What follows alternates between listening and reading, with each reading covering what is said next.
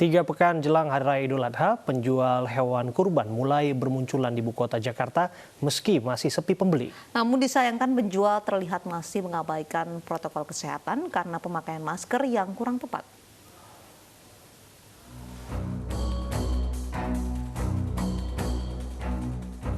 Di rumah pemotongan hewan penggilingan Cakung, Jakarta Timur pada 3 pekan menjelang Hari Raya Idul Adha masih terlihat sepi pembeli. Jika biasanya 1 bulan sebelum Hari Raya sudah banyak pembeli, saat ini tergolong sangat sepi.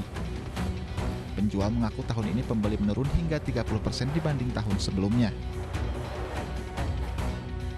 Berapa persen Pak penurunannya Pak? Bisa 30%. 30% sendiri. Untuk jumlah stok sapi sendiri bagaimana Pak? Aman atau enggak? Kalau sapinya aman karena ada pemeriksaan di depan, pemeriksaan kesehatan untuk sapi sendiri. Namun disayangkan penjual terlihat masih mengabaikan protokol kesehatan karena pemakaian masker yang kurang tepat. Penjual juga tidak jaga jarak dengan orang lainnya yang berada di sekitar lokasi. Sementara itu, petugas dari Dinas Ketahanan Pangan, Kelautan, dan Pertanian DKI Jakarta mengecek kesehatan hewan yang ada di rumah pemotongan ini.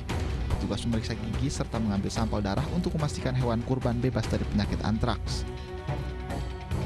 Kita lanjutkan dengan pemeriksaan kesehatan hewan untuk mengetahui kesehatan hewan. Kemudian cukup umur dan tidak ada yang cacat. Kita juga melakukan pemeriksaan sampel ulas darah untuk mengetahui penyakit antraks. Di kawasan Tanah Abang, Jakarta Pusat, lokasi berjualan hewan kurban yang berada di Jalan Kebun Melati, bahkan belum banyak penjual yang menjajakan dagangannya. Jika biasanya sudah berjejer hewan kurban di sepanjang trotoar, saat ini terlihat masih kosong. Adapun penjual yang mulai membuka lapak juga masih sepi peminat. Bahkan penjual pun membiarkan kambing yang dijual begitu saja tanpa ada yang menjaga. Dari Jakarta, Rio Manik, Nela Azmi, Arif Bawono, iNews melaporkan. Pelaksanaan penyembelihan kurban di tahun ini berbeda dengan tahun-tahun sebelumnya. Majelis Ulama Indonesia mengeluarkan fatwa tepatnya tentang pelaksanaan penyembelihan hewan kurban di tengah pandemi corona.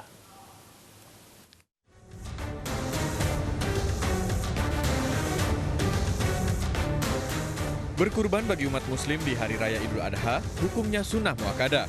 Setiap tahunnya umat muslim di Indonesia menjalankan perintah berkurban bagi yang mampu dengan menyembeli hewan ternak.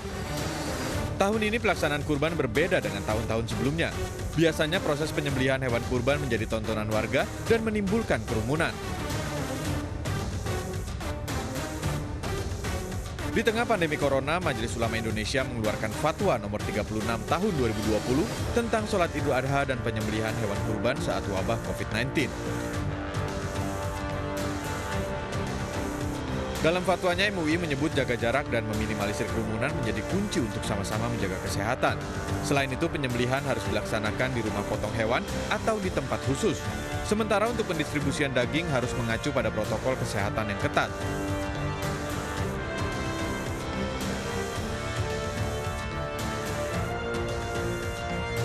Selain tentang tata cara berkurban di masa pandemi corona, MUI pun mengeluarkan fatwa tentang sholat Idul Adha yang mengacu pada panduan penyelenggaraan ibadah saat corona dan sholat Idul Fitri yang telah dikeluarkan terlebih dahulu. Tim Liputan iNews melaporkan. Dan untuk membahas lebih lanjut terkait berkurban di tengah pandemi, sudah bersama kami Asrorun Niam, Sekretaris Komisi Fatwa MUI. Assalamualaikum. Selamat sore Pak Asrorun. Selamat sore Mas Abraham, mana kabar? Sehat mudah-mudahan. Sehat, saya harapkan Anda juga demikian. Pak Asrorun, langsung saja apa dasar diterbitkannya fatwa MUI mengenai penyembelihan hewan kurban? Ya, yang pertama fatwa nomor 36 ini dibahas dan juga ditetapkan untuk memberikan panduan bagi masyarakat muslim yang hendak melaksanakan ibadah Hari Raya Idul Adha dan juga pelaksanaan ibadah kurban yang sebentar lagi akan dilaksanakan. Karena biasanya pelaksanaan sholat Idul Adha dan juga penyelenggaraan penyembelihan kurban itu diikuti oleh aktivitas keramaian, kerumunan, masyarakat muslim menyaksikan penyembelihan, kemudian pengelolaan dan juga pendistribusiannya. Tetapi kali ini kita berada di dalam kondisi wabah COVID-19 yang belum terkendali sepenuhnya, maka penting untuk diingatkan pelaksanaan ibadah sholat Idul Adha-nya, kemudian pelaksanaan penyembelihannya, di satu sisi harus tetap patuh kepada ketentuan syariah, tetapi di sisi yang lain harus menegakkan protokol kesehatan guna meminimalisir potensi penyebaran COVID-19. Fatwa ini digunakan sebagai panduan bagi masyarakat Muslim. Pak Asrorun, seperti dikatakan tadi, kita saat ini di tengah pandemi COVID-19, begitu kalau di tahun-tahun sebelumnya berkurban bisa dilakukan dengan bebas, apa yang berbeda dengan ibadah berkurban di tahun ini, di tengah pandemi? Ya. Yang pertama ada penegasan bahwa sholat Idul Adha hukumnya sunnah muakkadah. Tetapi pelaksanaannya tetap mengacu kepada kondisi faktual di masing-masing daerah yang beragam.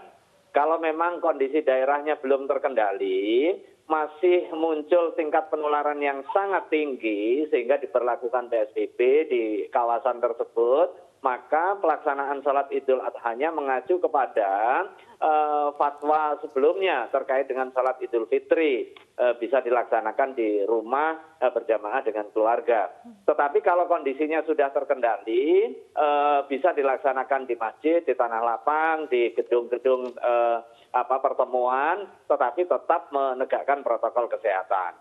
Kemudian yang terkait dengan penyembelihan hewan kurban.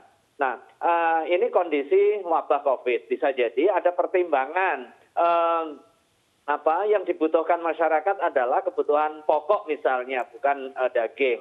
Ada muncul gimana kalau diganti dengan uang.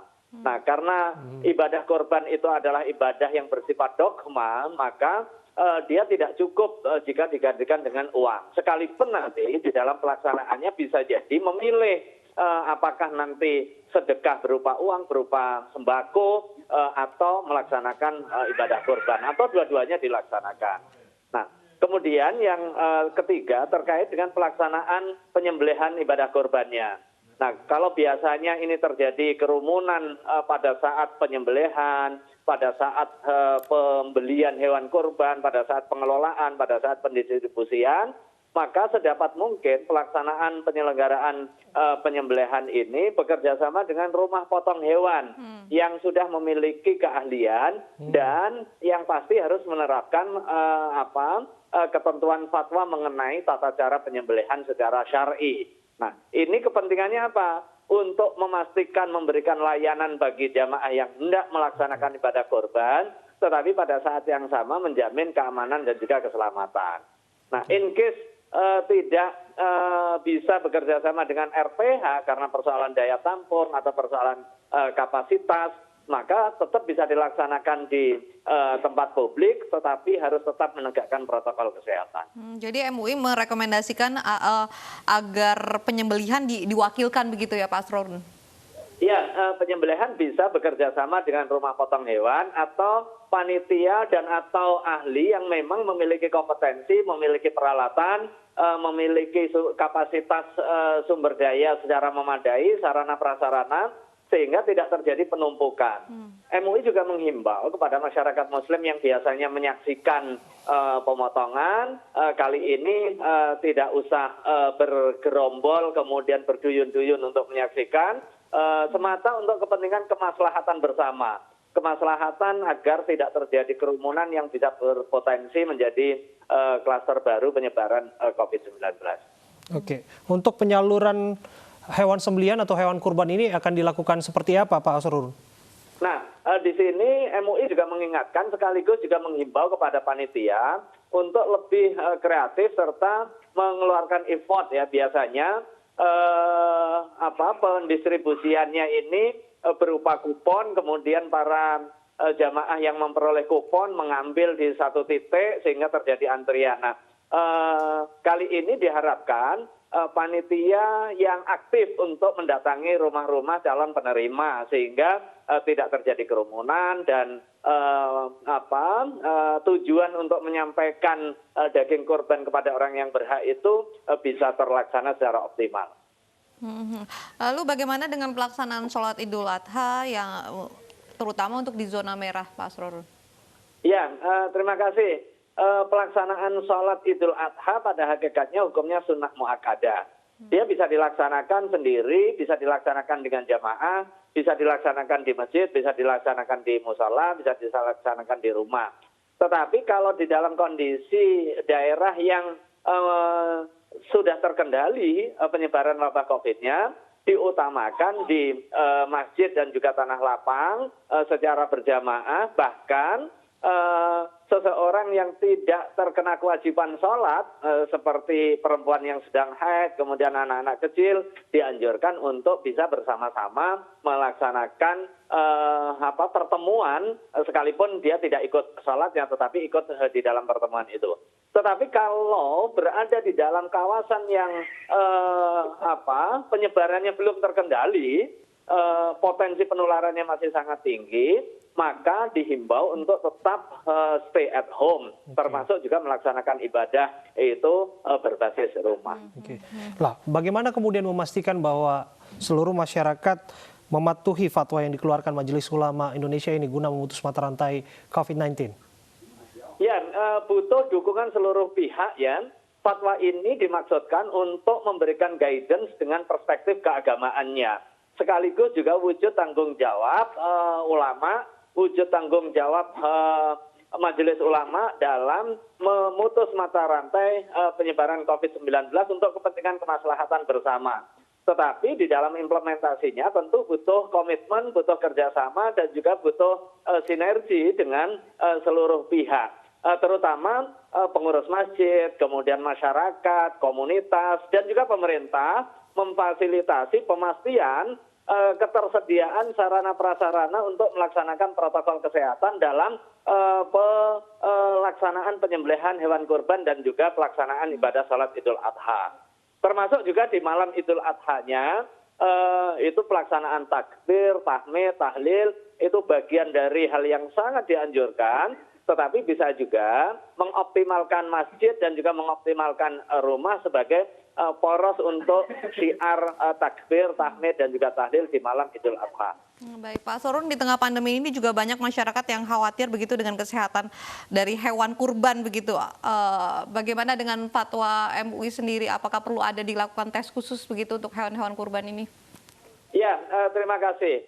Pertama yang terkait dengan COVID-19-nya, menurut epidemiolog dan juga ahli kesehatan masyarakat, tidak terjadi penularan dari orang ke hewan atau hewan ke orang. Tetapi yang menjadi concern dalam pelaksanaan ibadah kurban ini adalah soal keserawannya, kesejahteraan dan juga kesehatan hewan. Dalam proses diskusi kami di Majelis Ulama Indonesia dengan teman-teman tenaga kesehatan, khususnya kesehatan hewan dan juga Kementerian Pertanian, ada sedikit masalah dari kondisi tahun-tahun sebelumnya. Kondisi tahun-tahun sebelumnya ada volunteer dari Fakultas Peternakan, kemudian mahasiswa akhir, dan juga dokter-dokter hewan untuk melaksanakan tugas pemeriksaan dan juga pendampingan guna menjamin kesehatan hewan. Tetapi pada saat COVID-19 ada pembatasan keluar rumah, kemudian ada pembatasan belajar dari kampus, maka konsolidasi menjadi sulit. Nah, untuk itu kami juga menghimbau kepada pemerintah, kepada seluruh stakeholder untuk tetap menjamin kondisi keselamatan hewan yang akan digunakan sebagai kurban. Pemeriksaan baik pergerakan dari titik sumber keberadaan hewan kurban sampai kemudian dibawa kepada titik konsumen, dan pada saat jelang penyembelihan dinas peternakan, kemudian fakultas-fakultas peternakan, mahasiswa, dan juga stakeholders yang memiliki kompetensi di bidang keselamatan dan juga kesehatan hewan bisa berpartisipasi secara optimal. Baik, terima kasih Pak Asrorun Niam, Sekretaris Fatwa MUI sudah bergabung bersama kami di ID Sore. Kita beralih ke informasi lain, pemirsa. Hari ini Gereja Katedral Jakarta kembali menggelar ibadah misa bagi jemaat. Ibadah kali ini merupakan ibadah pertama setelah Gereja Katedral ditutup selama 4 bulan akibat COVID-19. Ibadah misa hari ini di Gereja Katedral hanya diperuntukkan bagi warga paroki, bukan masyarakat umum. Jemaat yang hadir pun harus mendaftar terlebih dahulu melalui ketua lingkungan melalui aplikasi. Kegiatan peribadatan dilaksanakan dengan protokol kesehatan ketat dan berlapis. Sebelum masuk gereja, jemaat akan dicek suhu tubuhnya sebanyak 2 kali, kemudian disediakan pula tempat cuci tangan. Jaga jarak antar jemaat ditandai dengan tali yang diikatkan pada kursi. Selama misa, umat dan petugas liturgi tidak dapat melakukan kontak fisik langsung, sehingga ada sejumlah prosesi ibadah yang ditiadakan. Ibadah tatap muka hanya berlangsung sekali, yakni pada pukul 9 pagi. Namun pengelola gereja tetap menyiarkan ibadah secara online.